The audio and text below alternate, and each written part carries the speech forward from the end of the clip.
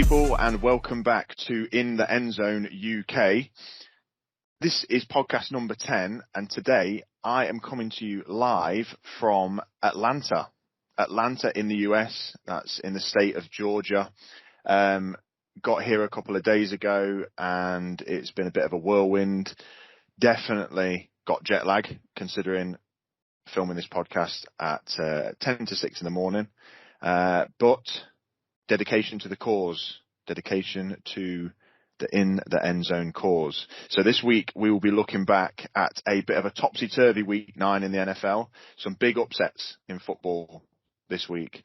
But before we get into that, let me reintroduce the second half, the integral cog to the In the End Zone team. Across the screen to me, back in the UK, it's Big Dave. Big Dave, how's it going? Yeah, good. A little bit jealous that I'm not over in America and I'm sat in rainy Nottingham, but other than that, all good. Good to talk about some football. Don't be jealous, mate. I feel like I'm one slow blink away from falling sound asleep. So jet lag's kicking my arse right now. Not good. But I've got an interesting story to tell already after being in Atlanta only 48 hours. Really interesting story to tell, which I'll get to a little bit later. This week's podcast I'm calling an underdog story. As I mentioned, this week numerous teams were beating the NFL and they were upsets. So the clear favourites to win actually ended up losing this week. We had the Titans beating the Rams. We had the Jags beating the Bills. We had the Broncos beating the Cowboys. We had the Falcons beating the Saints. And Dave, I'm putting it in there, we had the Giants beating the Raiders. What are you talking about? That's not an underdog. Giants are the best team in the league. Giants may be the best team in the league after beating the Raiders, who had one of the highest winning records in the NFL at the moment, but they certainly don't now. So, yeah, an underdog story. What did you make of those upsets, Dave? What was the biggest one to you? What was the one that you just thought was pretty shocking? Was it the Giants? No. I said to you before, I had a feeling the Giants were going to win. Yeah. And win we did handily. The Jags Bills. The Jags Bills is definitely the biggest one. Not one. I mean, we're going to talk about it later on, but not one touchdown. Just all field goals. A woeful display. Josh Allen getting abused by Josh Allen.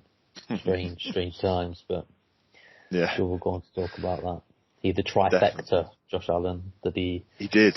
The defensive Josh Allen, not the offensive Josh Allen. Yeah, the trifecta. It's a interception, a sack, and a forced fumble, wasn't it? Or a fumble recovery, some sort of fumble. Yeah. Yeah, that was the biggest upset for me as well. But I was impressed by the Titans. The Titans going in and beating the Rams. You know, the week that they lose Big Deza Henry, their driving force on offense, and they go in and beat the Rams. And fair play to the Titans to get that done, because beating the Rams is no easy feat. And does that say a lot about the Titans, do you think? Do you think that says that they're still ready, they're still here to compete? Or do you think that it was maybe just one of those games where they just got the upper hand, but they're gonna fall back into their seat without Derek? I think it shows that they're a team that's a bit deeper than what people think they are. Everybody thought they were going to lose. Even the commentators before the game were saying how all the number one seeds had been beaten so far in like each division. And then they were talking about how the Titans were the number one seed in the AFC, and then suddenly they absolutely, they manhandle a little bit. They completely control the Rams. But the Rams have been disappointing, I think, on defense. Where, I mean, they've just signed Von Miller, but they've only got 12 sacks this year. I mean, that's obviously why they've signed him. They need someone to go and get after the quarterbacks. Aaron Donald's getting sort of stuffed up the middle or whatever. I mean, he's still getting through and causing pressures and stuff, but they need someone to contain the quarterbacks, not just leaking it out left and right. But I think the Titans played a good game. Yeah, so it's a weird one with the Rams, isn't it? Because I think, like historically for the last few years, they've been like a stifling defense, and their offense has only had to just sort of chug by, and it chugs by. I mean, it chugged by to get them to the Super Bowl at one point. Now their offense is steamrolling, and for some reason their defense has taken. I mean, it's not a bad defense by any means, but it's definitely taken a little bit of a step backwards, hasn't it? So if they'd have been firing on the cylinders that they were, like say last season on defense and this season on offense, I can't say a team would have stood a chance. But they're leaking points at the minute. Yep. And that's why they're leaking points. Yeah. Although they're not leaking as many points as the Cowboys were last week. So back to a things you love to see moment. The Broncos steadily taking care of the Cowboys. Was it at the Cowboys as well? I think the I Cowboys think it was. were. I don't know. Oh, was it? Oh, I thought the Cowboys were at home. Maybe not. But that's something that we love to see, right? The Cowboys loss to the Broncos. Teddy Bridgewater. I think it was actually. Yeah, it was at Jerry World. Was it? Yeah. So that's a nice win for the Broncos. I'm not really sure what that says about them. Maybe it was just a bad matchup for the Cowboys, but yeah, I think there's definitely some teams to take note of when you go in and you think that this is going to be, an easy win or a blowout. The Jags taking on the Bills. I don't think that changes the Jags season, so to speak, but the Bills just looked terrible and couldn't get the job done. And then the Falcons also beat the Saints. The Saints are exactly how you described them still, Dave. What, five weeks ago, I think, in our 3-word segment, you said that they were up and down, and they've literally been that every week. They can take care of the best teams, and then they just stuff it to the Falcons, who are shit. And I've got to be careful how loud I say that because I'm sat in Atlanta, but they are pretty turd, and they beat the Saints, who, the Saints have handled a number of teams this year. It's weird. They're on I think they're on a 4-game win streak though. What, the Falcons? Oh no, they're not. They're on a 1-game win streak, but they're 4-4. It's a nice streak. Yeah, we're on a 1-game winning streak. See? Yeah, they're same as the Seahawks, 1-game winning streak. Yeah. Let's not talk about that. We're about to get hot. So that was the big stories of the week in terms of the games. Underdogs winning, which is actually something that's really nice to see in the NFL. I think to me this year is a weird one. I feel like there's a massive blurred line between teams. It doesn't seem like any teams are actually really taking full control of divisions. There are some teams out there that are 7-2, or I think that's the best. Is that the best score that we've got? Is it 7-2? No, I think the Cardinals have only lost once, haven't they? I think they've lost twice now. Maybe they've only lost once. If they've only lost once, then 8-1. 8-1. Okay, so the Cardinals are still taking care of business, but other than that, you've got a lot of teams that are in and around this mid-mix that they've lost 3-4 games, but they're still in the top tier of the divisions, which is weird. So I think we're going to have a definitely much closer playoff run than we've had for a long time, which is for exciting football, and we'll see how that unfolds a little bit later. I'm just blaming the jet lag here. Yeah. Quick one before we go into slap or sign. Odell, big story. We spoke about it last week, but Odell Beckham Jr., he was released by the Browns in the end, made it through waivers, which meant that no team wanted to pick up his existing contract, which is kind of understandable considering I think he was owed about $7.5 million for half a season's work, and he's now a free agent. I'm currently surprised that he's not already been snapped up. I would have thought that he would know where he wants to go and there'd be another team that wanted to pay him. But where does he land right now? He's probably going to get signed today or tomorrow. Well, you think he's said 3 teams, isn't he, that he wants to go to? So the Packers, the Chiefs, or the Saints. Yeah. I don't see the point in going to the Saints. So I mean, I think I said originally that I thought he'd go to the Packers, because I think they've got everything it needs. They're a contender. They're definitely going to be a playoff team, and Aaron Rodgers can put the ball where it needs to be. Do you know what I mean? For him to, you go to the Chiefs at the minute. They're not great. They don't seem like a great team. Mahomes is having a poor year by his standards. Definitely. So I don't know. I think the best landing spot for him would probably be the Packers, but I would hate to see him go there.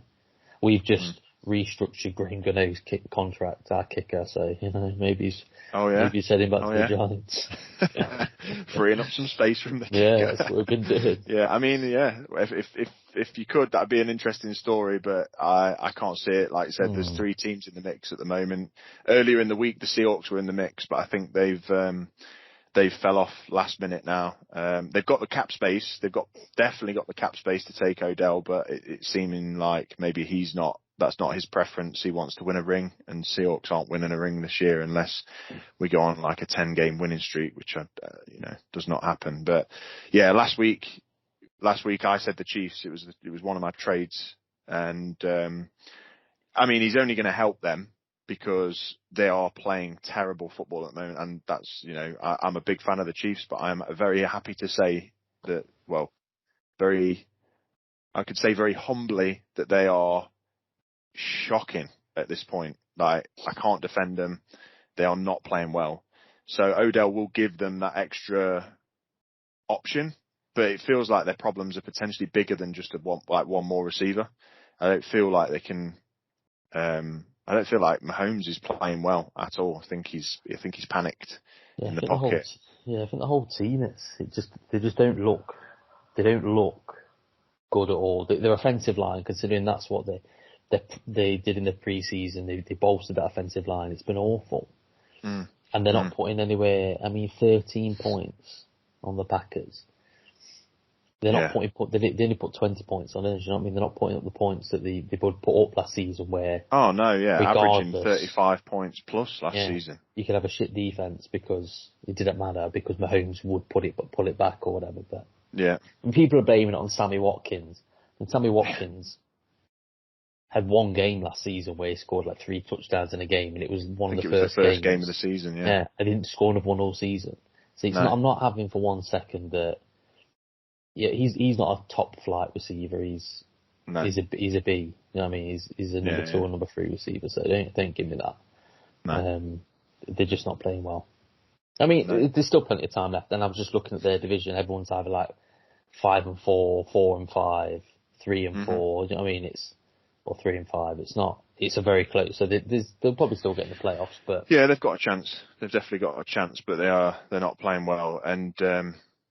And yeah, so Odell might end up at the Chiefs, but I think, like you say, the chances are now that he's going to the Packers to maybe just try and bring home a Super Bowl before they all trot off into the night. But it'd be nice if the Seahawks were still in the mix. I'd like to see him come to us just for the shits and gigs.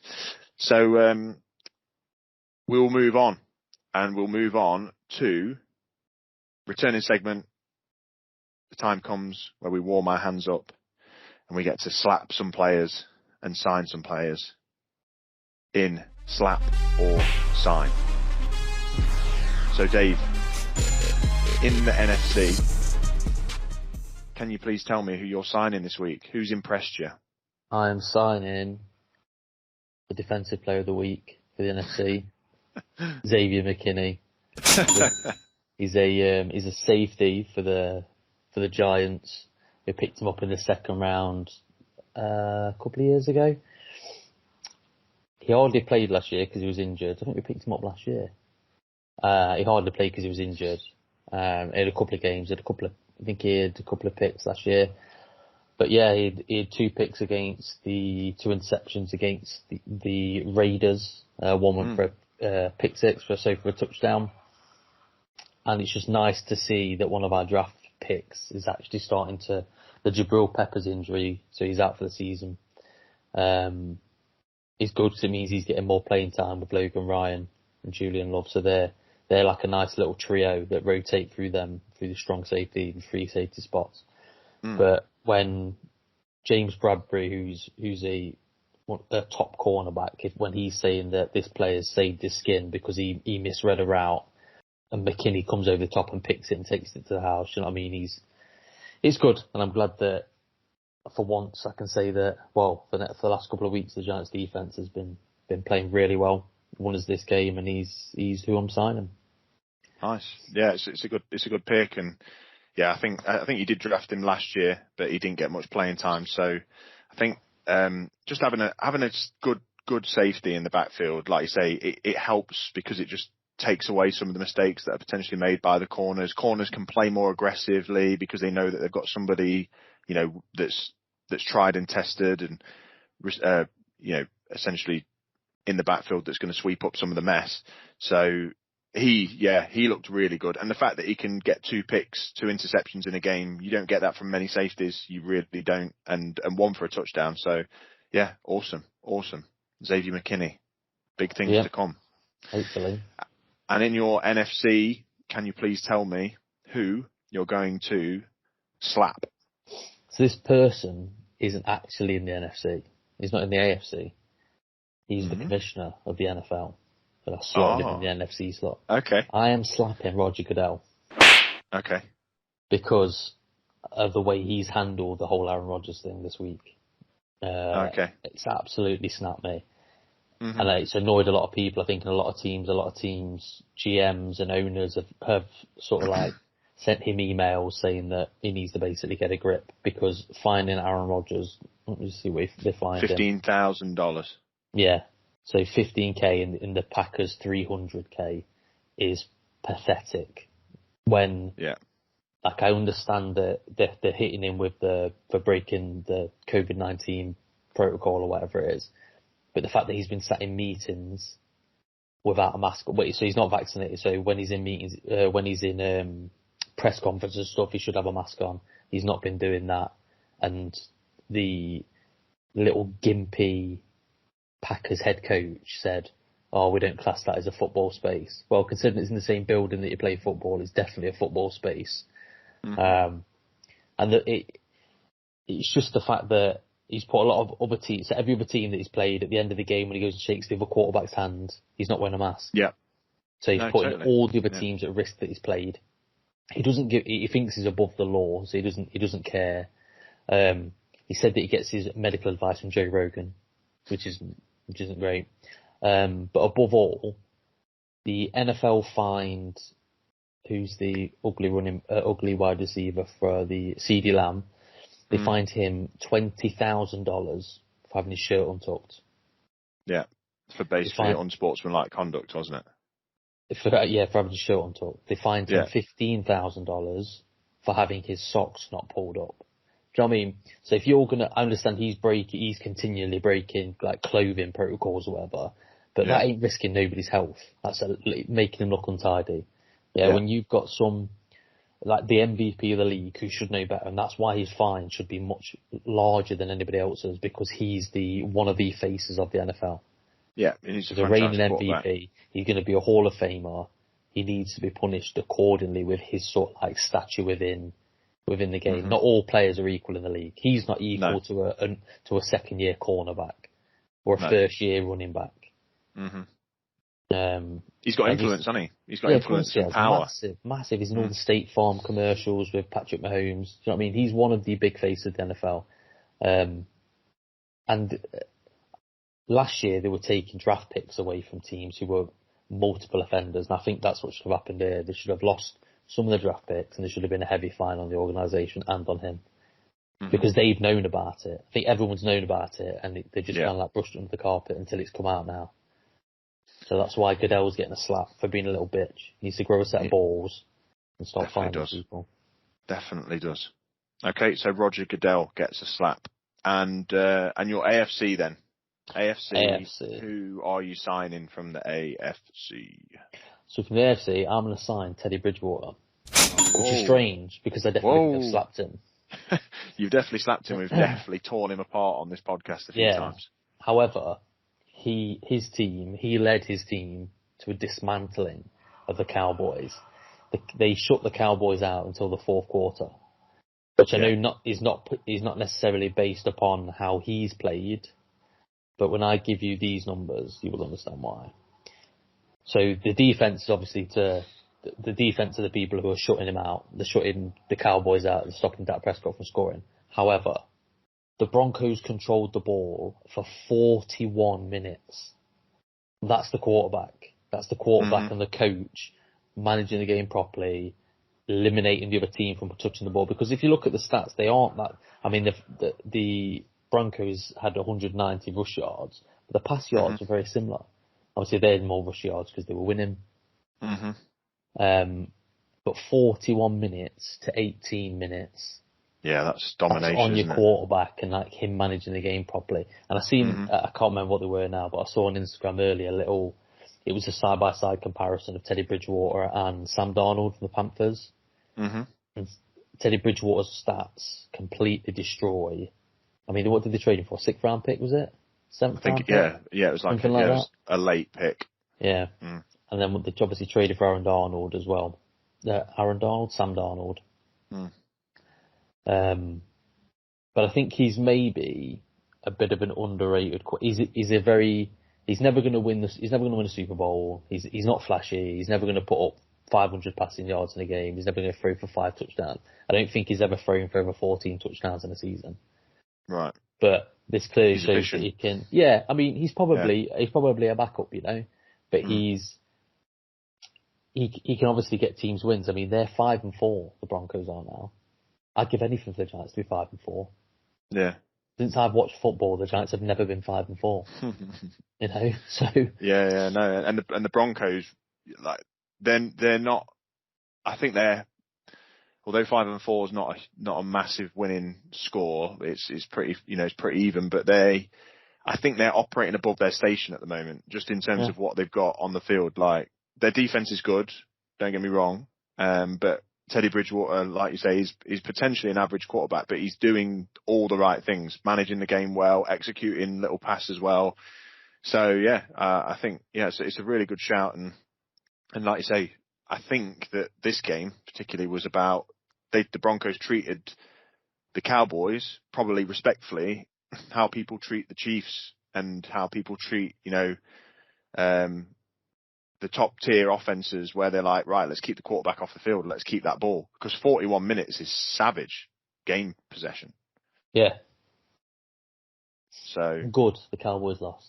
Yeah, and the Cowboys lost, which is fantastic. I thought you were just gonna sign him just because he beat the Cowboys. So that was the main reason. I just had to try and find basically the main reason. I had to fill some time in by talking about how justify it. Good he is. Yeah. Okay, and then finally, to end your slap and sign, who are you slapping from the AFC? Slap a man who's been slapped and signed this season already. Ooh. Josh Allen. The quarterback. Yeah, so there's absolutely no excuse with the team that he's got for putting up 6 points. So not even scoring a touchdown. Putting up 6 points against the lowly, woeful, embarrassing pump team. There's the Jacksonville Jaguars. Jaguar. Yeah. He got bullied by the Jags defense. And like I say, when you were the odds-on favourite to win the MVP, and you're putting up, I mean, if you look at his stats done about 264 yards, didn't throw no touchdowns, 2 interceptions. 264 yards, I think you're putting up at least a touchdown. Yeah. But that doesn't tell the tale of the story, though, does it? No, he was running for his life for most of the game and making really stupid decisions as well. Stupid decisions. So, this has been up and down for you for Josh Allen, the quarterback. You have slapped him and signed him, signed him twice, slapped him once. So this balances the scales. He's frustrating. Yeah. Because if you're a Bills fan. Yeah. I mean, I do like to watch him play. Do you know what I mean? Because he can run with his legs, but he's kind of a pocket passer. Do you know what I mean? That's his thing. So to see, I mean, they're getting beat by the Jags. That shouldn't happen. Even Not Geno with Smith could beat the Jags with the woeful Seahawks team. Steady on. Yeah. No, you're right. You're right. And that's why going into the game, I thought that the Bills were going to absolutely ruin the Jaguars. Like, I would, if you'd have said to me, Bills win by plus 25, I'd have been like, yeah. Like, that's pretty standard. But to not score a touchdown and to be held to 6 points with the caliber of offense and defense, I suppose the defense did its job. I guess if you say that they only lost by 3 and they only conceded 9, the defense did its job. It's just how on earth you can play a game. I don't know how you can play a game of football for an hour and only score 6 points. They've got Stephon Diggs. They've got Cole Beasley. They've got, Dawson Knox was injured, but they've got Josh Allen. Like, Josh Allen is top tier quarterback and he's not playing, definitely not playing like one. Him, Mahomes, they're struggling a little bit. Second half of this season. Kind of makes you appreciate the consistency of some of the great players and to understand the reason why some of these players are so great and are around for so long. Oh, you don't need to talk about Russell Wilson like that. Is he playing? He's in the 50, isn't he? He's in the 6. He's not laced up. He's laced up his boots as many times as me this month. He's lacing up. He's lacing up this week. All right, cool, nice slapping Josh Allen. Love to see it. Yeah, and that is me. So cool. I will pass the mic over, the notional mic, to you. Who are you signing from the NFC? So from the NFC, and this goes quite nicely with my story, and I actually had this written down before last night. Okay. So I'm going to sign Kyle Pitts from the Atlanta Falcons. Who's he? Kyle Pitts, rookie tight end, 4th round pick last year, or this year, whatever you're going to call it, in the draft. He is a specimen. And I'm not signing him because he had a particularly good week this week either. I'm signing him because of his season so far. So he's had 590 yards or something like that. So he's on pace to essentially have a 1,000 yards receiving season, which for a rookie tight end, I think is pretty impressive. Now, he's only had 1 touchdown this year. So he's not really doing all the things that you would want to get from from an explosive playmaker, but he is starting to flash when he needs to. So he's had a few games now where he's put up over 100 yards. So last week he only put 50 yards. That was it. 50 yards on 4 receptions, not fantastic. The week before he had 119 yards and a touchdown. The week before that he had 163 yards, no touchdowns. And then the first couple of weeks were him sort of bedding in. I think his first game he had 60 something. And he was shut out by the Panthers. But he's starting to gain a little bit of momentum, and that's why I'm taking him now. I'm thinking he would obviously be a perfect sign for the Seahawks. Rangy, fast tight end. Any team is instantly better with him because he's basically one of the best tight ends out there and probably will be for a number of years if he stays healthy. And also, last night I was out in Atlanta having a nice steak dinner for what was in my mind probably breakfast according to the time frame that I'm working in right now. And I was sat there and Kyle Pitts walks into the restaurant with his entourage and sits down on the table next to me to have a steak. How about that? What steak did he have? I couldn't hear. I was trying to have a look. He was carrying like a sports drink, so he obviously wasn't like drinking or having anything from the bar or anything. But I think it came out just a steak, like on its own on the plate with a few like sidey veggies or something. I tried to have a look, so I was like, maybe if I eat like him, I'll look like him. But instead, I look back and I look like fucking Mr. Blobby. A marshmallow like Ghostbusters. But yeah, I mean, I thought that was really cool. He was with another player as well, which it's really bad, but I can't say for sure. But I feel like it was Russell Gage. maybe, but I couldn't be sure. I Not can't Matty recognise these Ice. players Not Matty without. Ice. Oh no, it wasn't Matt. No, I actually thought about that. I was thinking, imagine if he came in with Matt Ryan as well, Matty Ice and Kyle Pitts having a sit down steak.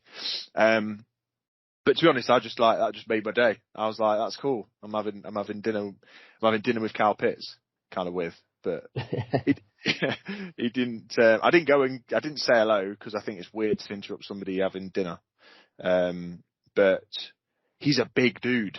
He is a big dude. Like, I'm 6'3", and I saw him and I was like, yeah, you are a beast. He definitely, like, it was one of them where he walks into a room and you think, shit. He's 6'6", 250 pounds. I don't know what that is in kgs, but it's a lot. And he just looked like a big human. So yeah, it was pretty cool. So I'm taking Kyle Pitts, and I was taking him before I saw him. So I think the fates just aligned for that one. Very good. And who are you going to slap from the NFC? I'm slapping Aaron Rodgers. You slapped him last week. I'm slapping him this week. And it's for all the reasons that you basically spoke about in your slap for Roger Goodell. Since last week, more has come to light. So Aaron Rodgers is a piece of shit, basically.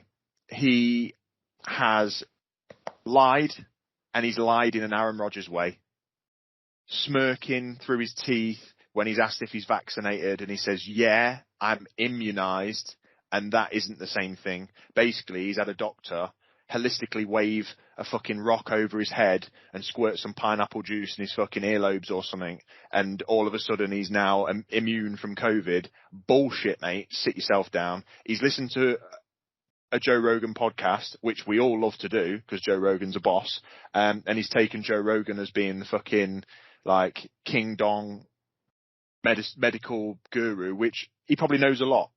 But if I contract fucking meningitis, I ain't ringing Joe Rogan and saying, yo, you got any bath salts I can sniff?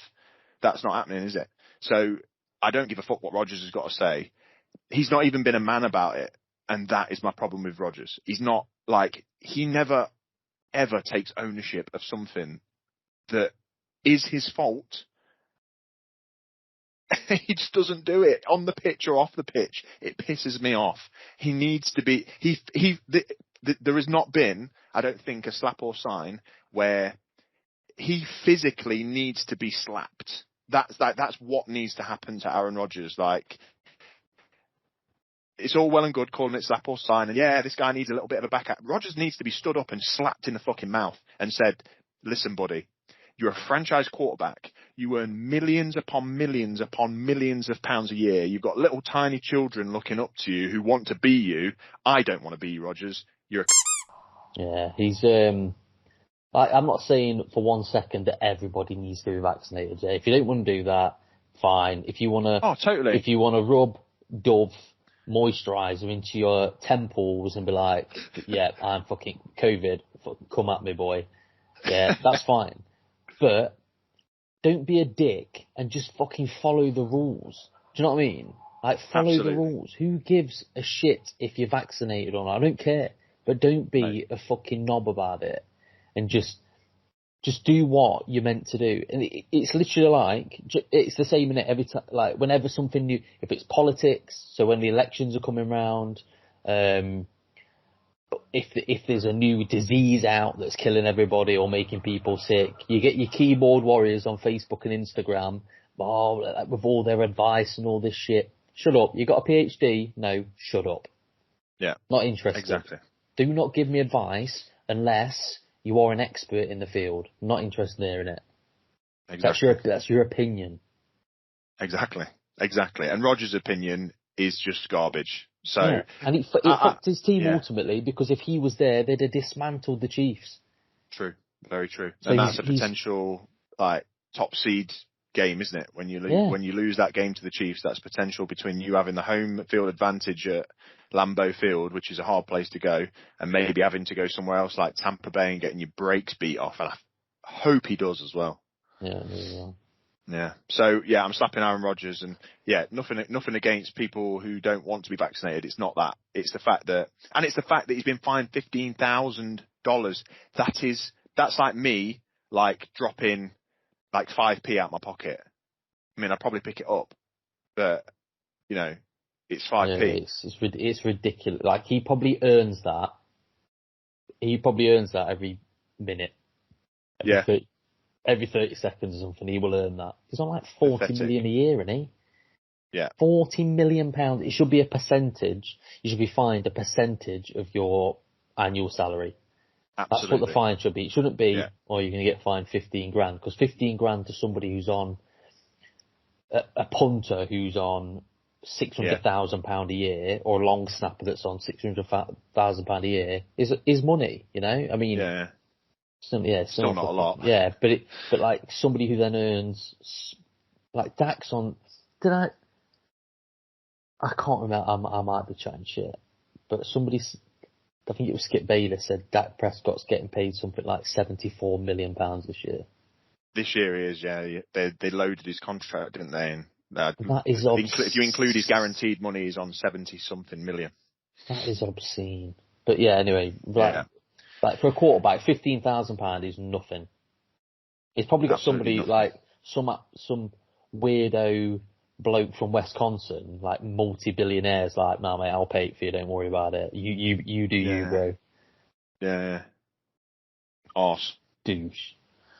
Right. On to the AFC. Who are you going to sign from the AFC?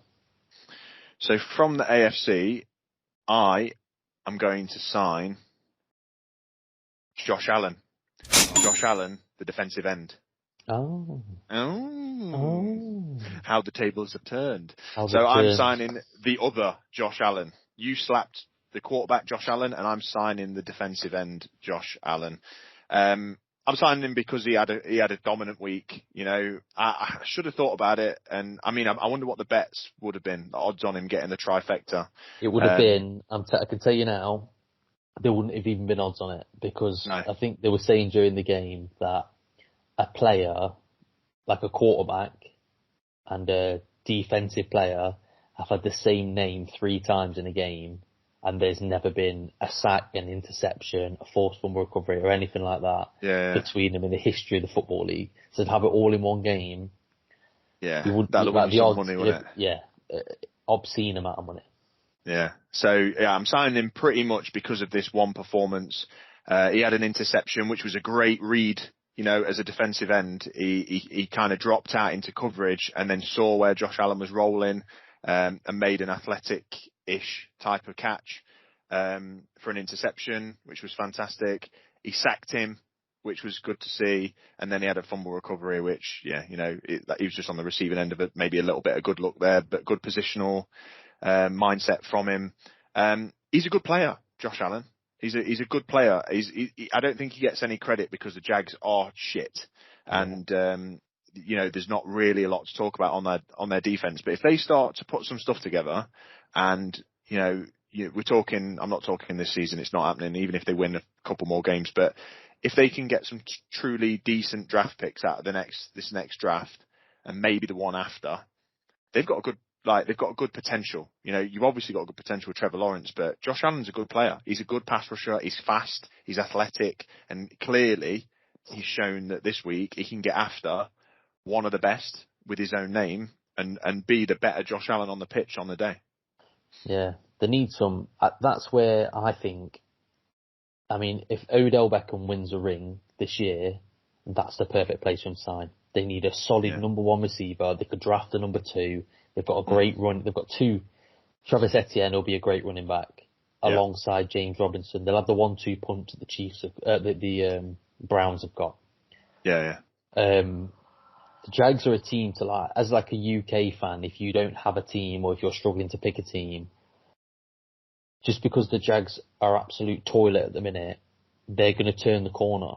It weren't that long ago. They were a playoff team. Yeah. So I think that, So I think that if you don't want to be called like a bandwagoner, which they're going to, if like in 4 years' time they're very good, 5 years' time they're very good, like get on the train now. They're basically a British team. They've got a British owner. They always come to the UK. It's classed as one of their home games, so they're in the UK every year. They're a team you could probably get behind quite easily and support because you're going to see them play every single year. I've never seen Giants play live. Yeah. You know. So No, I for think, sure. Yeah, Jags are a good team to get behind, and like we say, there's some pieces in place to make them a really competitive team in the near future. Not this year, no, but in the near future. So yeah, Josh Allen, please. Sweaty days.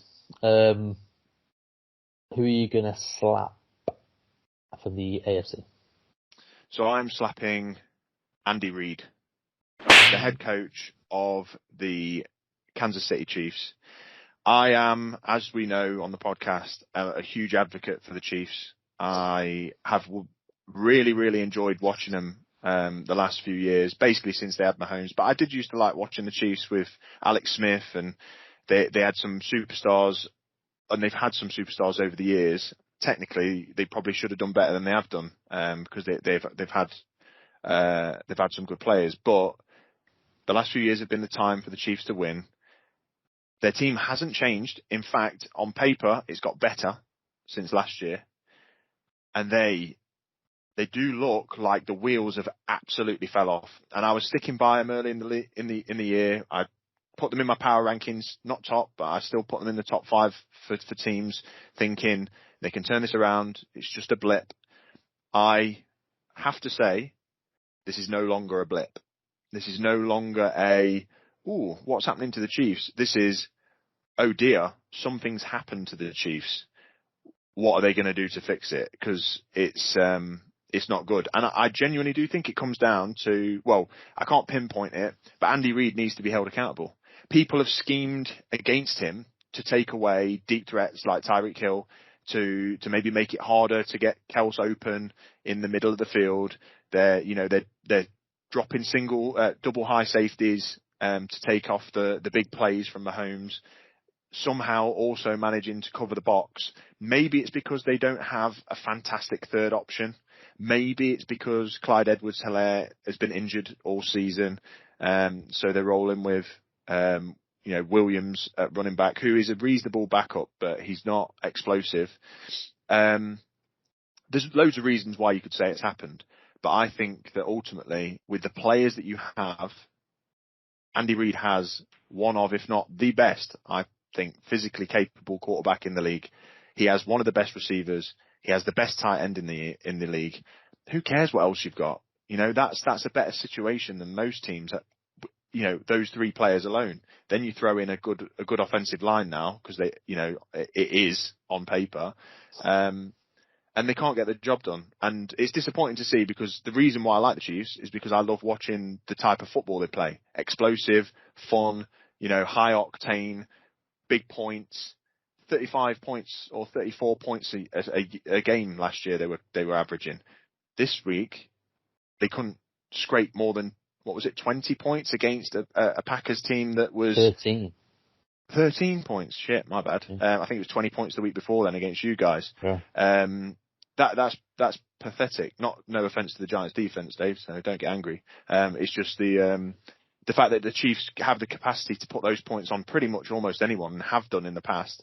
And they're just not doing it. So Andy Reid needs to get with the times, stop eating cheeseburgers, and think a little bit more about what his offense can do. Because if he doesn't pull it out, the Chiefs may be in a bit of trouble. They could still make the playoffs. They have absolutely got every chance to make the playoffs at the moment in their division. But what's the point if you're going to play like this? It's not good. No, and I think that, I think that the Chiefs are perfectly positioned, not perfectly positioned.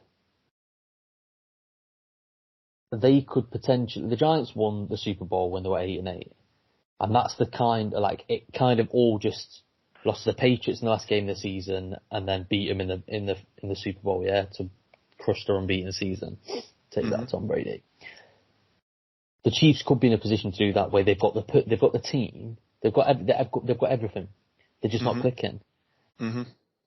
So keep knocking off wins, and then when you're in the playoffs, every game is a new game. Do you know what I mean? Like all the regular season shit that don't matter. However you've done the regular season doesn't matter, because if you don't win, then you go home and that's it. So all you've got to do is get to the playoffs and then hope that things gel, because they've got that ability. They've clearly got that ability to take the top off. I think what they need to do is they just need to be patient, run the ball. If you're playing two deep safeties, that means you've got a lighter box. Run the ball. Yeah. Take them. Like, the reason Rodgers gets so many wins and why his stats are so as what they are and the teams don't lose that much is because he will take anything that's given to him. You give him an underneath route with... Apart from a vaccination. Yeah. So we were giving Mahomes everything underneath that he wanted. Use it. Do you know what I mean? And if that means, if Tyreek Hill needs to get himself into the lab and work on some routes that aren't just fucking go routes, then get in there and do it. Become more of a threat in the slot, so then people are like, oh fuck, actually, we can't just keep giving him this. And that's when you explode over the top. Do you know what I mean? Yeah, totally. Because they've got everything you need. Like you say, they've got the best tight end. They've got the best deep threat in the league.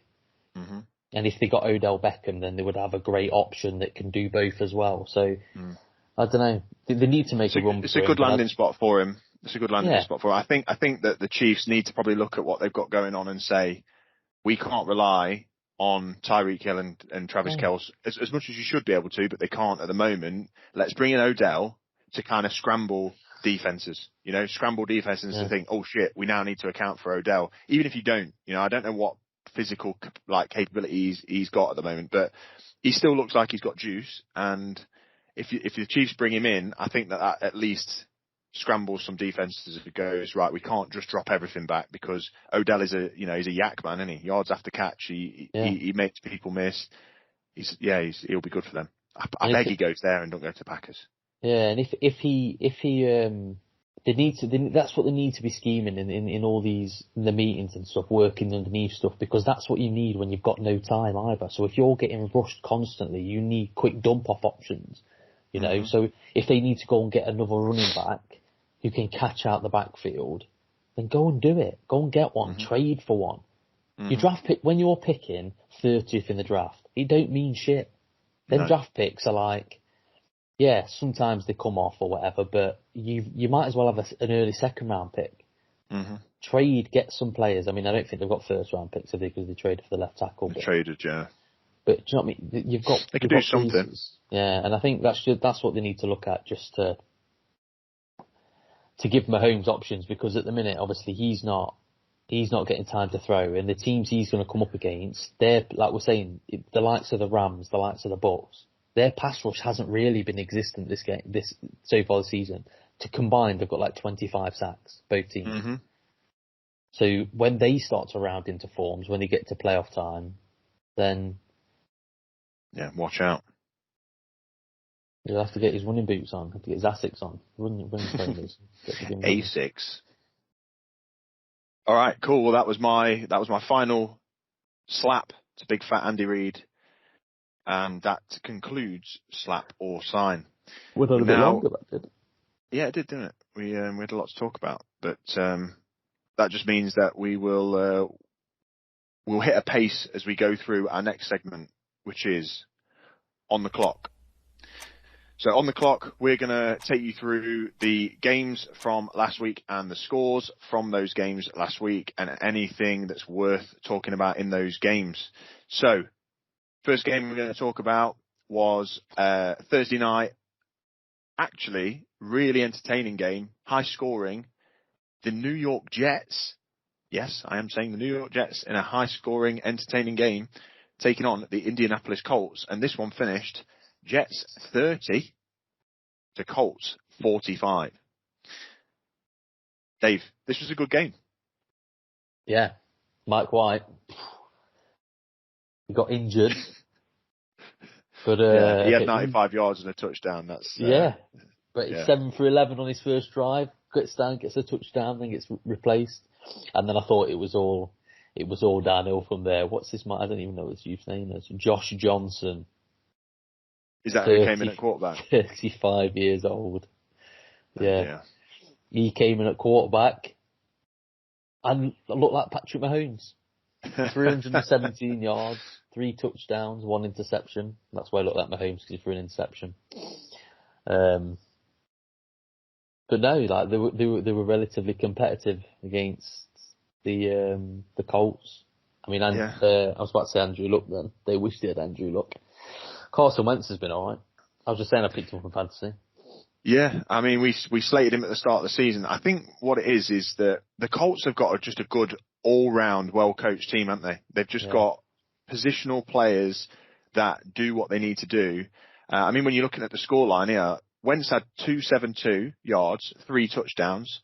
Jonathan Taylor, who is a beast at the moment, had 172 rushing yards and 2 touchdowns. Then you've got Pittman catching for 64 and a touch. You know, everything was just, I think he threw a little dump off to a tight end for another touchdown. Between that, Wentz and Taylor, and then the others in the Colts offense, including their incredible offensive line, you can't knock them Colts off. Every week the Colts will be competitive with whoever they play, I think. Yeah. What, they're now 4-5, so they've still got a losing record, which is insane. Yeah. So the Colts rise to 4-5, and the Jets fall to 2-6. For the Jets as well, just a little bit of a highlight. There weren't many, but that Elijah Moore, who they drafted, who was supposed to be really good coming out of college, he had a good game. I think the last 2 weeks he started to look like, you know, a decent pickup in the draft. 2 touchdowns this week. They might have something there for the future. I think they've said they're starting Mike White this week as well. Yeah, they are. Yeah, I'll be watching that. Watching Mike White take the field against the Bills at MetLife. Oh yeah, you will. Yeah. So I'll give him a shout. I'll give Josh Allen a slap for you as well if you want. All 6'5" of him. He's a big boy as well. He's a big dude. All right, so moving on, we'll go into the one of the games of the week on paper anyway, and this was the Tennessee Titans taking on the LA Rams. This one finished Titans 28 and the Rams 16. This was one of our upsets, big upset. Both teams now are 7-2. The Titans, the Derrick Henry-less Titans, 7-2. I think this was a really, really important and solid performance from the Titans, but I really don't think they're going to be able to sustain the level without Derrick Henry. I think we're going to see them not go to shit because they've got a good team, but I think that the Derrick Henry chasm will soon become evident. It wasn't in that game, but I think it will. Yeah. I mean, I'm hoping it's not because I quite like Titans. So I'd like to I don't want it to happen. But... Yeah. I'd like to see them grow without him. And they've signed Adrian Peterson as well, haven't they? I mean, he is a shadow of his former self, but if anything, he's good for the locker room, so the younger guys can get around him. He can give them some experience. Totally. What was it? Oh, so when he scored his first touchdown in 2007, did you see that? He scored his first touchdown in 2007. Adrian Peterson did. And in that game was Anton Winfield and Patrick Surtain. And now both their kids are playing in the league, and Peterson is still running them out. Yeah. I mean, yeah, that's amazing. I didn't know that. I didn't hear that. Yeah, he's fantastic. Like, he had a touchdown in this game as well, as much as it was only for, you know, a couple of yards. I think he ran for not many at all, but he's an absolute goat at the running back position. I think he goes into, I think with that touchdown, he went into the top 4 touchdowns of all time or something like that, 126 or something from a running back. He's kept his body in pure peak condition. Even came back from an ACL and won the MVP the year after. Like, that's the kind of specimen he is. Like, when you look at some players, they're never the same after an ACL, never mind winning the most valuable player. So good on Adrian Peterson. And I'm glad that if he wants to still play, fair enough. Keep churning it out. Keep scoring touchdowns. I've got him in my fantasy team, but I didn't put him in. I'm glad I didn't. Moving on. we've spoken a lot about this, but I think there's one bit that we haven't covered yet. So this was the Green Bay Packers taking on the Kansas City Chiefs at Arrowhead. This was a turbo stinker, and the Packers lost, which was good to see.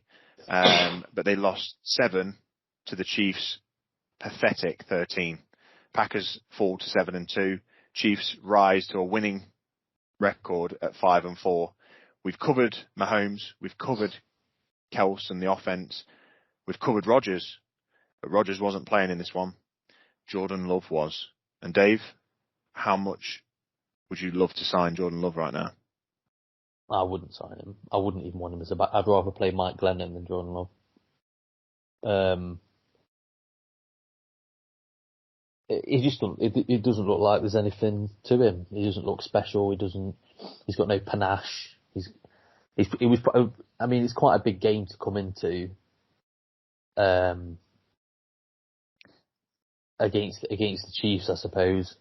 At Arrowhead, it's not an easy play. No, definitely not. And I think that's got to be taken into consideration. But he had all his weapons there. I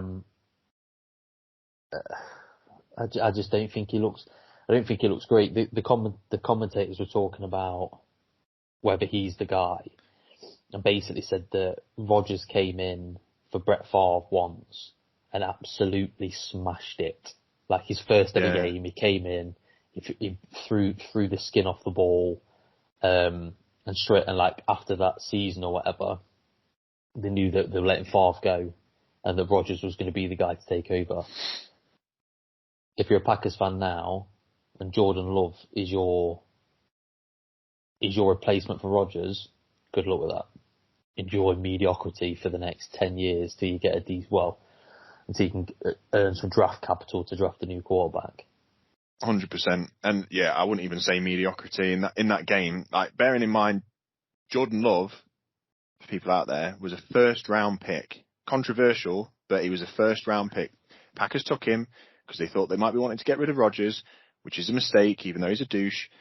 And he's now had 2 seasons with the Packers. He's been able to learn the playbook, work with the offense.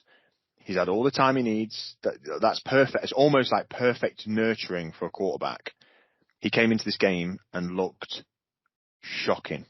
And not just mediocre, he looked woeful. And he wasn't playing against a good defense. Yeah, you're playing at Arrowhead and it's a loud stadium, but the Chiefs defense has given up points constantly. It's the issue. It's one of the issues that they've got. And he couldn't take some of the balls he was throwing. Like, he was just missing people. I was constantly watching Devontae Adams to try and see if I could catch a reaction after every throw that was thrown towards him that was just nowhere near like catchable. And he can catch. I bet he sat there thinking, I'm shit hot. I can pretty much catch anything thrown my way, but I can't fucking catch that. It was going nowhere near him. And Jordan Love showed no emotion whatsoever. And I feel like, I don't know. I don't know about Jordan Love. I know what I do know is he's done. Like, he is not a franchise quarterback. He's not the Packers solution. He needs to go somewhere else or just quit. But his emotion there was nothing there. Like, he wasn't frustrated when he threw a bad pass. Like, maybe he's trying to hide it. But I just didn't see anything that I liked about him. He was just so like bland, just so beige. Yeah, you're right. Like when he would throw one that was awful, he just kind of looked bewildered and was like looking at the sidelines, like the coach had been like, "Help mate," just to some like random kit dude, bang the helmet and then pads on, just jump out there, have a few snaps, and see what you can do. He just doesn't. That's what he looked like. Yeah. Yeah, and I think that. I mean, Green Bay have always got it. They've kind of always got it tied up tight, haven't they? So they've probably got an actual plan for when he leaves. Yeah. But the issue they're going to have is when Rodgers' departure is going to be timed very nicely with Devontae Adams' departure, and then you've got nothing, and then you like So even if they got in, I don't even know who. The only person I think that they would take a chance on, and somebody who is somebody they could get, would be Deshaun Watson. Right. Because I don't think anybody else really wants him. And he's obviously an elite quarterback. I'm just trying to think of who else. is good that would go there.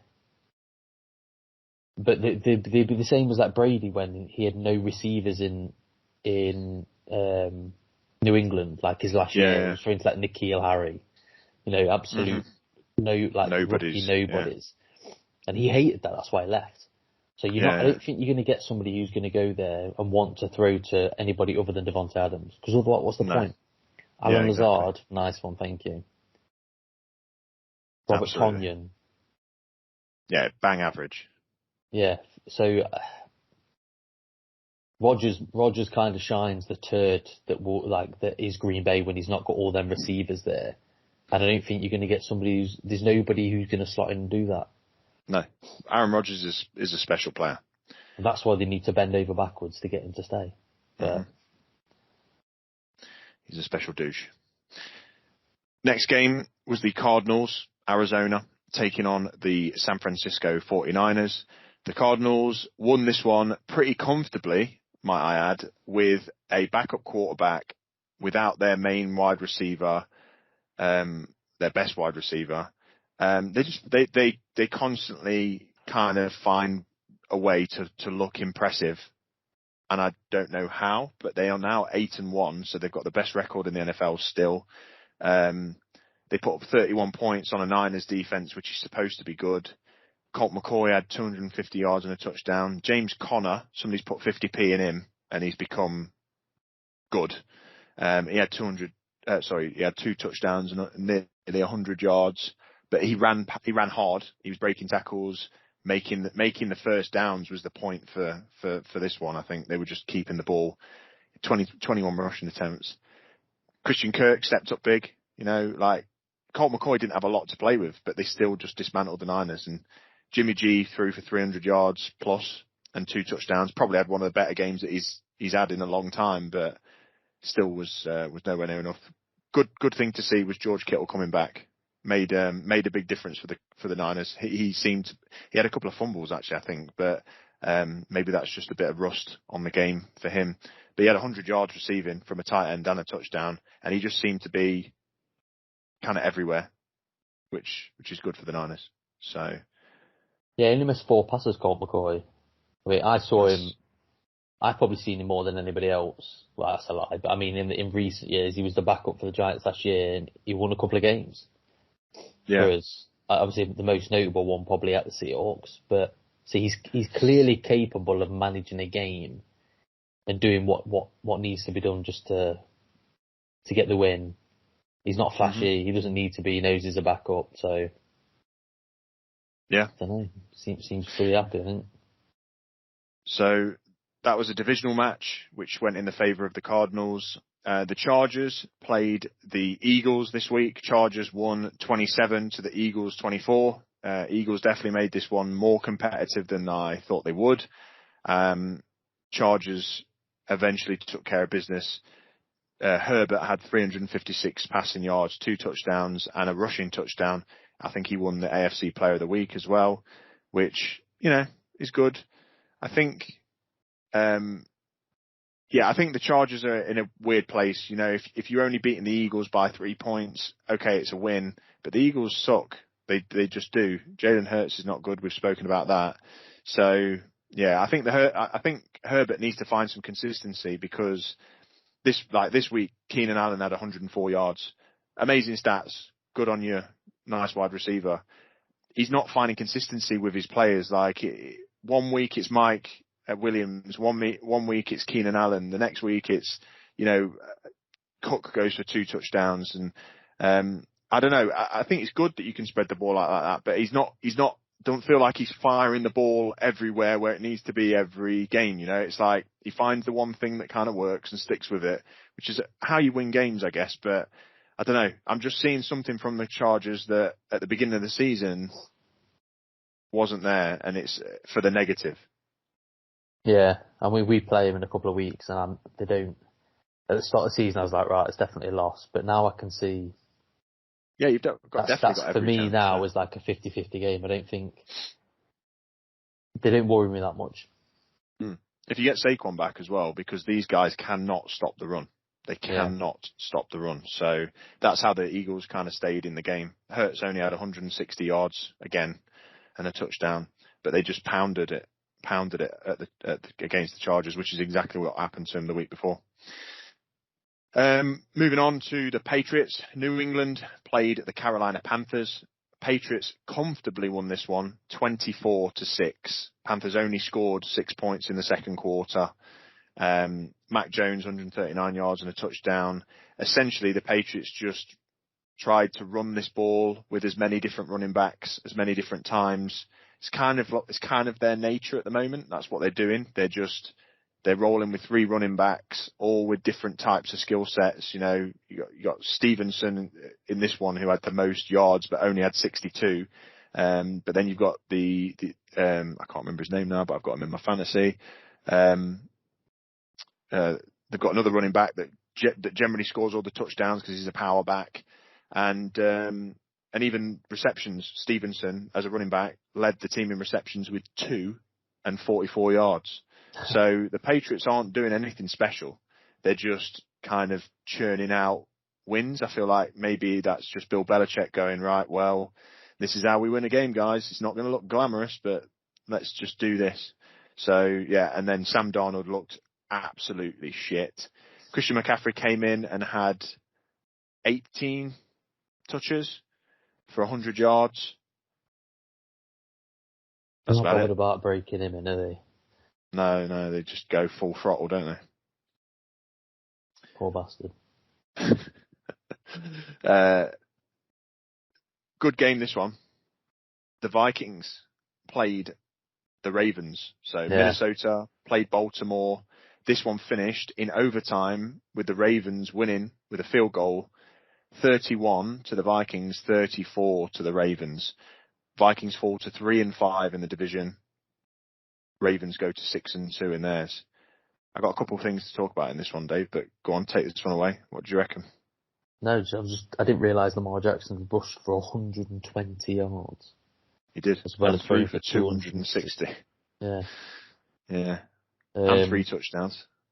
No, yeah, I mean the Ravens, I think they came back from 14 points down twice to win this game, so wow. They've clearly found what was lacking with them in some of the playoff games that they played over the last couple of seasons is that when they go, like, they're essentially a team that needs to be in front to win, and then they just pound the ball. Do you know what I mean? When they mark Ingram and they just absolutely pound the ball. But now it seems that they can win from behind, which is a bit scary for the other teams that are in the AFC. That the Ravens are finally starting to, after a couple of years of early-ish exits from the playoffs, they're hopefully they turned the corner on that, and they've got what they need. In Marquise Brown at 100 yards. Mm-hmm. I mean, he found, what's that, 1, 2, 3, 4, 5, 6, 7, 8 different receivers. Mm-hmm. And yeah, they ran the ball well. Devontae Freeman, nearly 80 yards. Le'Veon Bell had a touchdown.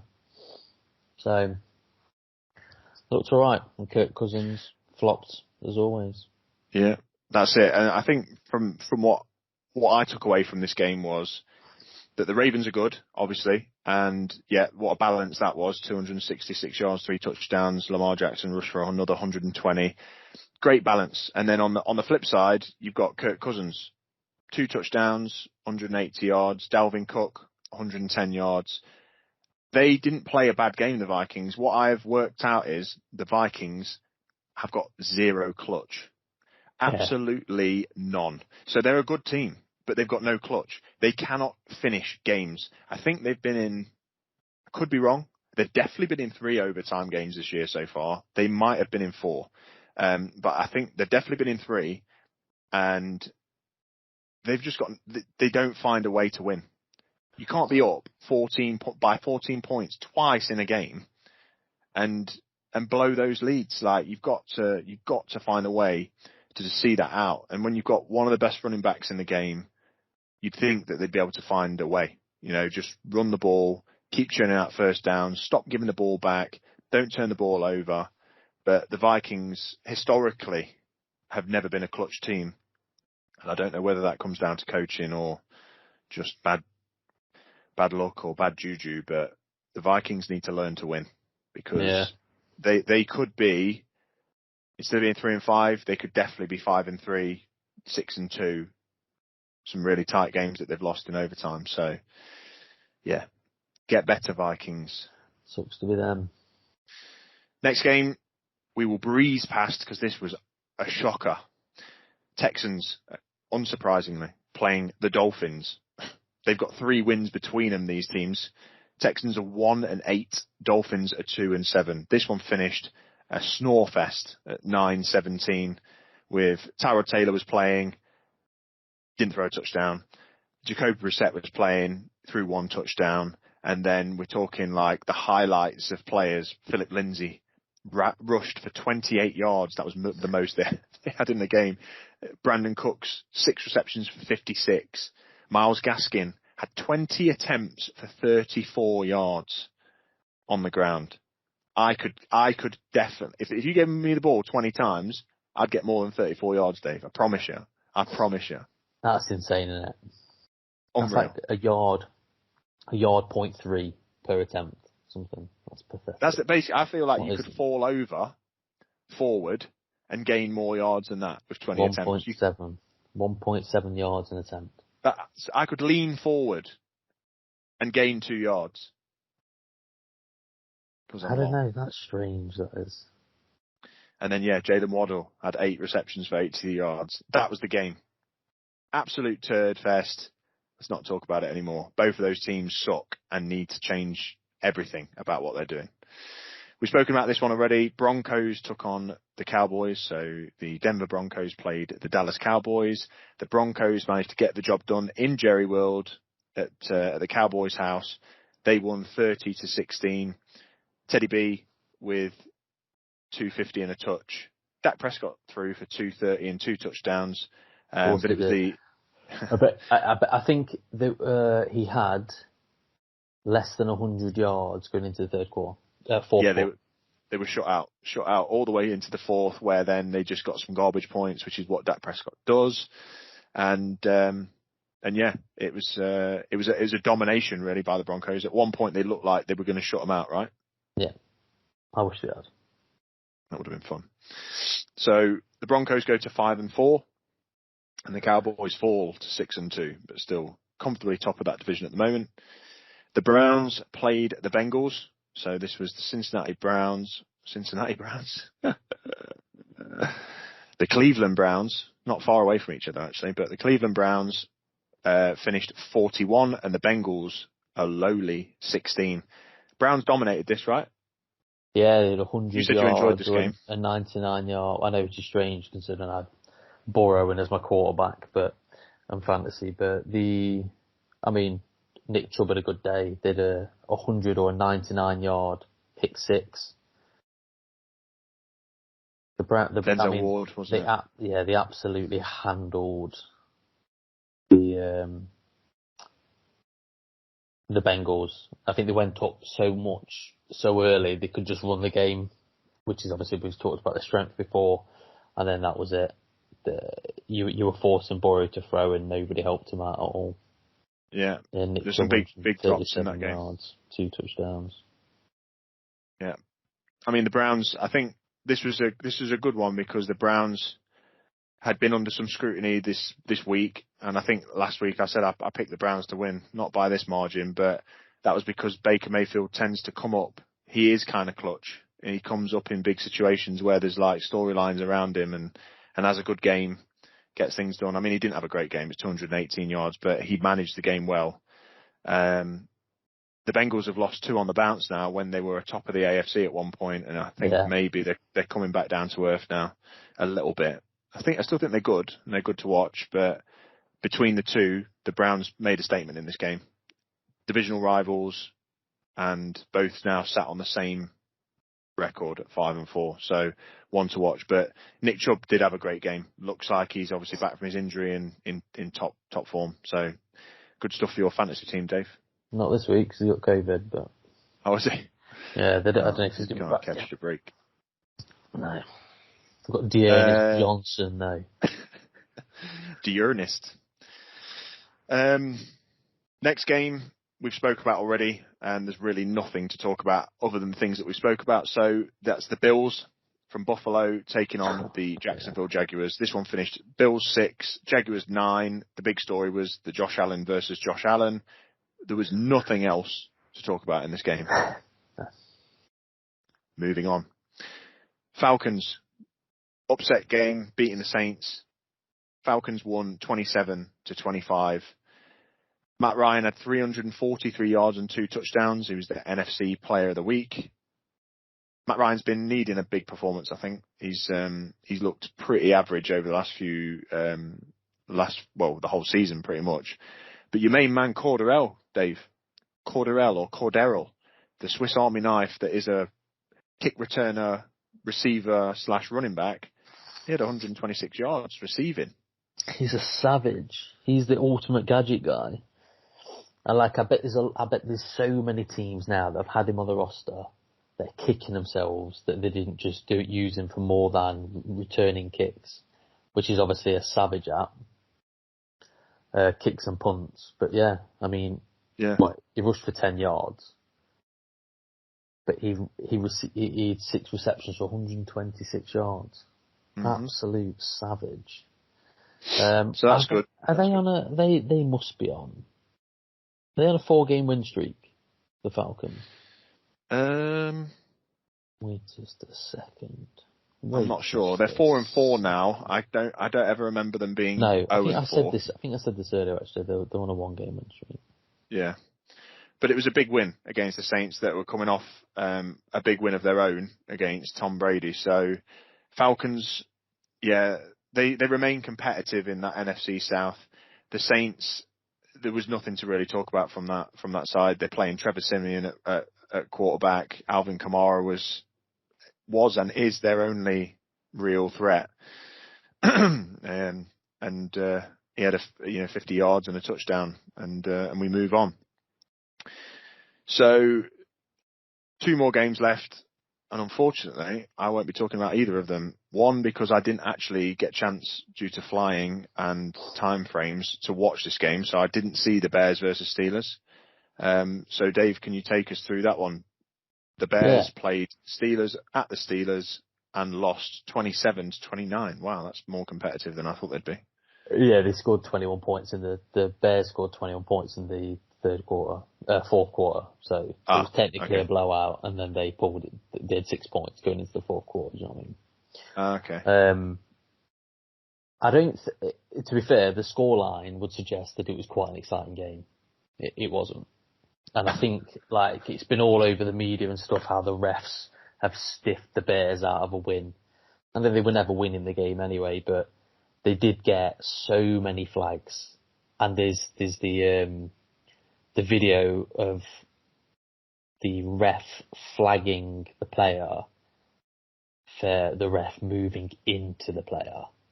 Oh, so as he was running past him, I saw a still image of that. Like, I didn't see what happened. Yeah, what happened? Sorry. So the player was running off the field, and the ref kind of took it, saw the way he was running, took a back step, and then put his arse out, and the player ran into him. And he flagged him for it. Yeah, I don't know if the flag was coming before that anyway, but the flag came directly after he made contact with the referee. You didn't see much because I kind of didn't. I watched the game in 40, which you don't see really any of that. No. I then had to watch highlights of it afterwards to kind of because I didn't realise any of that happened until after the fact, if you know what I mean, the following day. Did it have any influence on the game? Some of the flags did, some of the penalties, because there were a few roughing the passer ones, but Pittsburgh were the better team, I think, so I don't really. And ultimately, they're both. I don't really like either franchise, but no, not a fan at all. So the Bears fall to 3-6 after that loss, and the Steelers. I mean, they're looking better on paper than they are, I think, but the Steelers go to 5-3. Yeah. I mean, I need the Bears to lose as many games as possible because we've got their number 1 pick. So yeah, that would be good for you, right? Yeah. So whenever they lose, I'm kind of on side with it, regardless of the manner. Nice. Well, last but certainly not least, your cherished New York Giants took on the tarnished Las Vegas Raiders. Yeah. Not sure what's happening with them, but we'll maybe get to that. But the Giants win. Giants win at home against the Raiders, 23-16. Go on, Dave. Yes, we do. Yes, Go on, we Dave. did. Gloat. I won't talk about it too much, but yeah, we're the best team in the league. It's crazy. It was a defensive show by the team. To be honest with you, Daniel Jones he did what he needed to do. He looked after the ball. 15 of 20 passing for 110 yards and a touchdown. It was a nice touchdown to Evan Ingram down the right hand side. I mean, Derek Carr just looked like he didn't really do anything. I mean, he had nearly 300 yards, but he threw 2 interceptions. They couldn't score in the red zone, so we stopped them in the red zone so many times. They left with field goals. I think in 3 red zone trips, they left with 2 field goals, and these were like deep red zones, like inside the 10. Yeah. They couldn't really do anything. We kind of gave them the same looks as what we were giving the Chiefs. So they took everything underneath until there was no longer a need to play 2 deep safeties because we had the back of the end zone to stop them. So the safeties were getting involved, and then obviously they're picking things off. We should have had another pick, another interception, but yeah, no, the defense is what won the day, and it's the defense that's been playing well. So the offense has just been kind of chugging along, putting up enough points to get us wins because the defense is stopping teams from scoring. I mean, they scored 3 points in the second half. Mm-hmm. They were marching down the field towards at the end, and then they got picked off. You can't like when you get the extra points from a defensive score as well. Oh, it's massive, isn't it? Changes the tide. Massively. Yeah. Oh, and you could tell like the momentum just shifted. Once you'd thrown that second one, that was it. They had nothing left. Mm-hmm. So yeah, no, it was an alright game to watch, but it was a game that it was like the Panthers game where the Raiders I never thought the Raiders were going to win. Like often I watched, like when we were playing the Chiefs, we were winning, and I was like, there's no way. I was just happy we'd put points up. Mm-hmm. But the last couple of games, so not to take the Chiefs game out, but the games against the Raiders, and the Panthers, I thought we were going to win. As soon as we scored, I was like, you can tell like the way the momentum's going. I thought we were going to win. So we beat like semi-decent teams this year. We've just lost to some shitters. We've lost 2 games on field goals and penalties. Basically, penalties costing us the game. I think the penalties cost us the Chiefs game. We could have definitely won that game. So I think we're on paper, our score like 3-6 isn't as accurate as what it probably is. So I'm happy. 3-6 is good. Puts us 3rd in the NFC East. We've still got to play watching the football team again. We've still got to play the Cowboys again. We've got to play the Eagles twice. And I think they're all winnable games, so we're playing them all at home, apart from one of the Eagles games. So nice. We shall see. Yeah, it's good. It's good, definitely. And it's a good win to come away and beat the Raiders. They're not necessarily an easy team to beat by any means, but I was pretty impressed by the Giants defense. I think coming up big and a defensive score, like you say, takeaways, defensive scores, they totally take the wind out of any sails of a team. And the Raiders, the kind of wheels are falling off everywhere at the minute. You know, they had the John Gruden thing, they had the Henry Ruggs thing. They got another player waving guns around in his house and videoing it, who they've now had to release. Yeah. They've got, their team is full of idiots and criminals. It's fucking weird. We played them at a good time.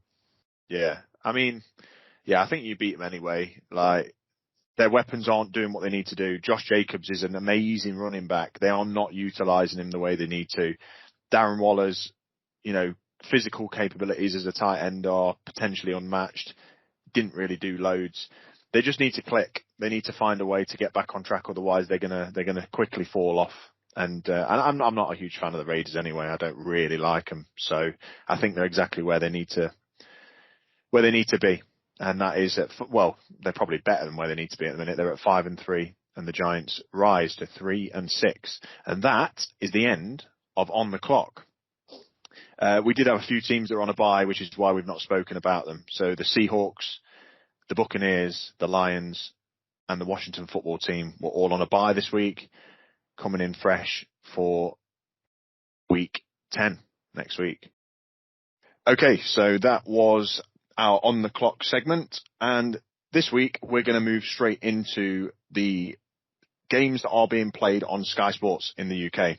Me and Dave are going to give some cheeky predictions, and I've got a couple more teams on the list as well that we can give our predictions for. We haven't got the results of the last predictions, Dave. I know that my Browns one came in, so we need to make sure that we track these and take a look. But I did have them written down still, but I deleted them. Oh, literally before this podcast. Lovely stuff. Because mine didn't come in, so you deleted the evidence. We will never know. You deleted the evidence. I'll just go back and listen. But this week we have, on Thursday, the Baltimore Ravens taking on the Miami Dolphins. This is game on Sky Sports, Thursday evening, Friday morning, technically, in the UK at 1:20 a.m. Dave, bit of an obvious one, but where's your money line on this, and what's the score? I'm going to say that the Ravens win 24-9. Okay. I'm going to also go Ravens win, and I'm going to go Ravens win 31 to the Miami 13. Okay. Next game is the Atlanta Falcons taking on the Dallas Cowboys. Sorry. On Sunday, Atlanta Falcons playing at the Cowboys' house. What's your scores, George? I'm going to go. I think the Falcons are going to have to put some points up. I'm going to say the Falcons are going to win. Ooh. But I'm hoping this is the case because I need the Cowboys to fall off and as the Giants get better, so we win the NFC East. So I'm going to say the Falcons are going to win. Coming off a big win, the Falcons are going to win 28 because they're going to have to put points up. 28-21. 28-21. I think this is also going to be quite a tight one. I think it's maybe a field goal to win this. I'm going to have to say this quietly because if I say it too loud, I'll be lynched by the folk of Atlanta. But I think the Cowboys are going to win this one, Dave. Okay. Shh. But I think it's going to be quite a competitive one. I think both defenses have looked like that they can give up points. So I'm going to go the Cowboys win 34-31.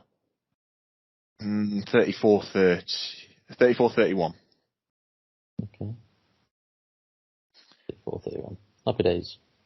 Happy days. I'm going to give you this one because I'm going to be at this game. So why not have a stake in it? But the New York Jets are playing at home to the Buffalo Bills. What's the score in this one?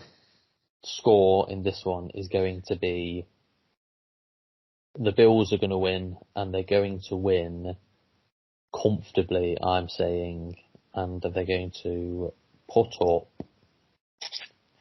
They're going to win 30-7. It's going to be a beating because I've got a feeling Josh Allen's going to have a comeback game, and the Jets aren't going to be able to put the points up on the Bills. So it's a bounce back Bills. Yeah. I think the same. I think that the Jets will very, very, very, very much struggle to hold the Bills to 6 points like the Jags did last week to win the game, and they had to do that to win. With the 9 points that they managed to put up. So I'm going to say the Bills win 28-10. 28-10. Okay. Europe. 28-10. Okay, we'll do this one as well. Can you let me know who you think is going to win in this one. So should be a hell of a game if everybody's healthy and everybody who is supposed to play plays. Seattle Seahawks going into Green Bay and playing the Packers. Seahawks versus Packers. I think the Packers are going to win because I don't think your defense will be able to stop Rodgers. And I'm going to say they're going to win 17-14. 17-14. So it's a tight one. Okay, I'm going to have faith in my Hawks. It's not an easy place to go and win at Lambeau Stadium. It's very rare to happen ever. But I'm going to say that the Seahawks win 24-21. Dangerous is back. I'm going to change my prediction. Okay. I'm still going to keep score, but I'm going to give you less points. Sorry, I'm going to give you 7. 7? Yeah. Russ is coming back off a hand injury. He's not been practicing. And I just think that... I don't think you're going to put points up. I'm just... sorry. Just, that's baby sad. It is what it is. How upset are you that you're going to be... Russ would play better than Geno Smith, so that's all I'm asked about. That you're going to be there watching that game with Cam, who's a Packers fan. Who's going to be giving you shit. He'll be giving me shit, but he'll at some point realise that giving me shit and then being in a plane 40,000 feet above the air would not coincide very well. Just have to open a window up and let him fly out. That's what I was thinking. Or more like forcing through one. But I'm still sticking with the Seahawks to win. I've got faith. Okay. You've got to. You've got to back your boys. That's it. Faith in my boy Russ. And then we've got, so a couple more. We've got the LA Rams on Monday night taking on the San Francisco 49ers. So divisional rival.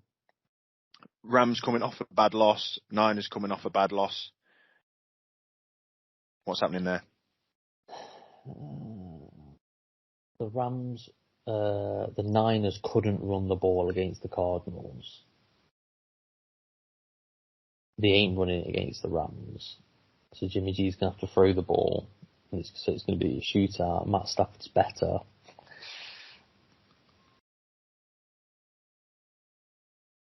The Rams win 24-12. Okay. Which is a random score. So I'm basically saying they ain't going to score touchdowns. I think they're just going to get field goals. Yeah. No, I feel you. I think the Rams defense is going to step up against Jimmy. So yeah, I would go with, I'm going to go that the Niners don't score more than 10 points. I reckon, let's go 10. So Niners 10, Rams 27. 27-10. Okay. Mm-hmm. 27-10. And then the last game, which is the Monday night game, is the Kansas City Chiefs taking on the Las Vegas Raiders at the Raiders. Big game, guys. It is a big game for both teams. Where's your money? It's going to be close. Betting man. I think it's going to be close, and I'm going to say the Chiefs win a close game, 2017. 2017. Okay. I would say that the Raiders don't find a way to stop Mahomes quite as well as everyone else have done so far. They're in a bit of turmoil. I reckon the Chiefs win 27-17. Okay. We shall see. We shall. And that brings us to the end of the Sky Sports games and therefore to the end of the podcast. Boo-hoo. So I will be watching the game in New York over the weekend. Buffalo Bills taking on the New York Jets. I'll make sure that I'm back in the UK to cover that next week. But for now, it's all about Danger Russell Wilson coming back for the Seahawks, giving us one last playoff shot, taking on the Packers this week. I'm super excited for it. Looking forward to see what he's got left. I think he's going to do bits. The Giants want to buy, so no stress for me at all. No stress. Yeah, I had that this week and it's actually lovely. It's actually lovely. As much as you obviously want to watch your team, but it's nice to have a week's worth of football where you're not constantly on the edge of your seat. Yeah, we've got loads of time off. They don't play. Yeah. We play Monday night against the Bucks. Oh, nice. Well, that's good for you guys because hopefully you can get a few players rested and back and full healthy.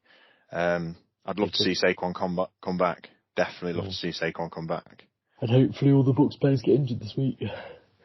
It's a big game to come back to, though. Not scared. Not scared. So thank you for listening, everyone. This has been In the End Zone UK.